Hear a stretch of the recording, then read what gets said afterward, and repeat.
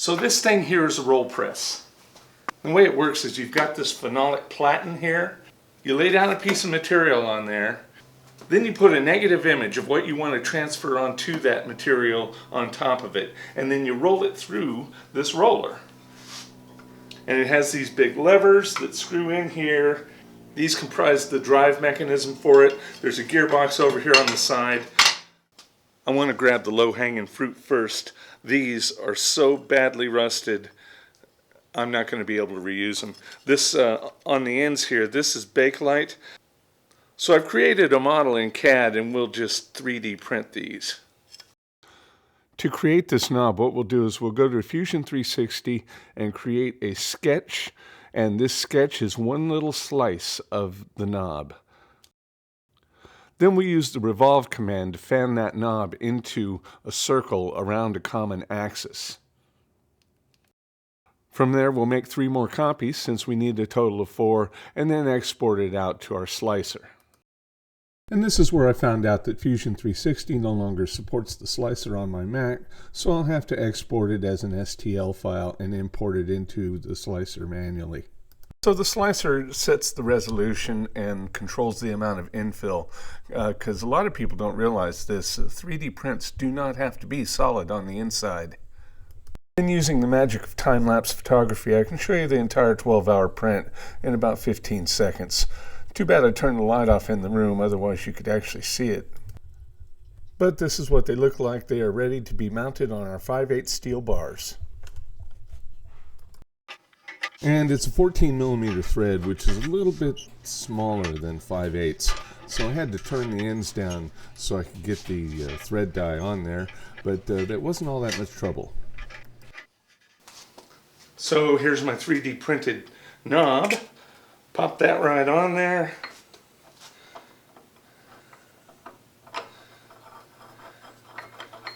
And screw that right in. All right, that is looking good. This blue thing is a paint stripping wheel, but it's great for scrubbing off mill scale.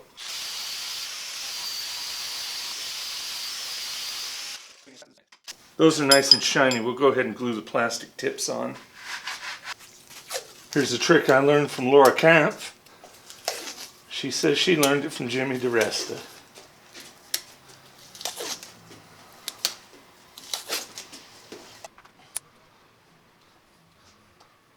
They're pretty tight, so it shouldn't take much.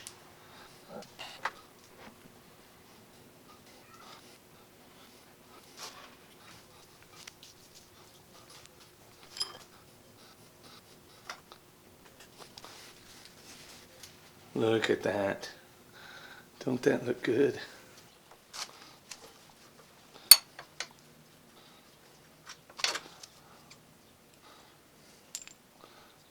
All right. Well, that's cool. It's just a plain bearing. From here, what we do is we take the thing completely apart. Then we take all the pieces and drop them into evapo-rust, and it will just dissolve that rust right away.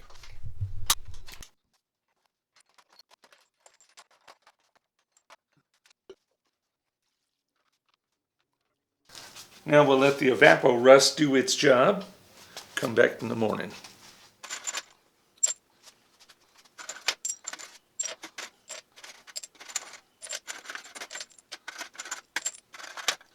Now that gear on the left is held in place by a tapered pin, and the way they put them together is they heat the gear and the shaft it's on, and they freeze the pin and drop it into place. When the temperature equalizes, they ain't going nowhere, so I had to leave that gear on.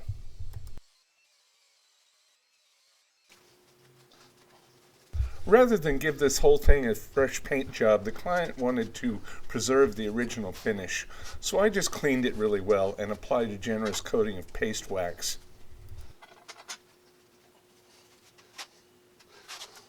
Something I didn't notice when I was taking this apart is that these are on an eccentric, and that is to raise and lower the platen.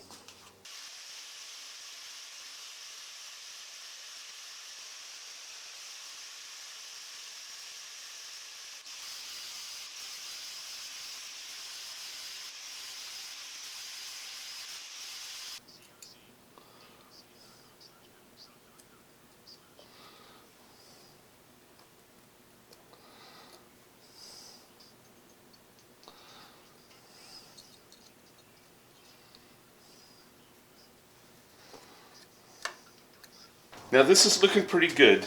The last thing to do is align these rollers. And the way you do that is you put a level on it, make sure it's level, that it's the same amount of level as the table. You want it to contact the middle roller, and then we raise up all the other rollers to contact our straight edge. Yeah, we'll start with all the eccentrics at the low spot, and then we will bring them up.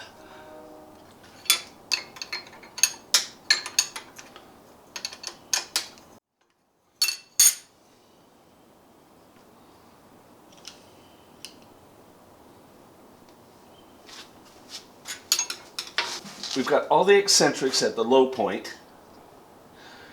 It's contacting the middle roller. It's level. So we'll bring this one up.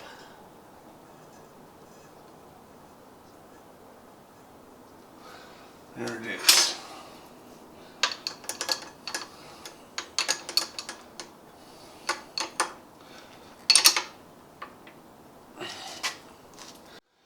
And then we'll go to the next one and raise it up till it touches.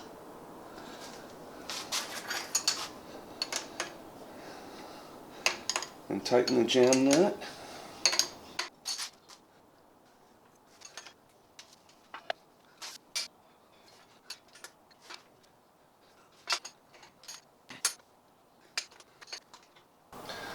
And we'll just apply some paste wax onto these rollers.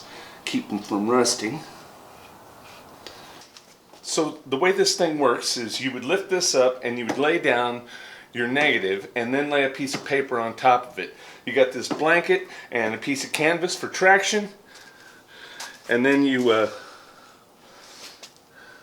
crank it down a little bit to give it some grip, and you roll it on through.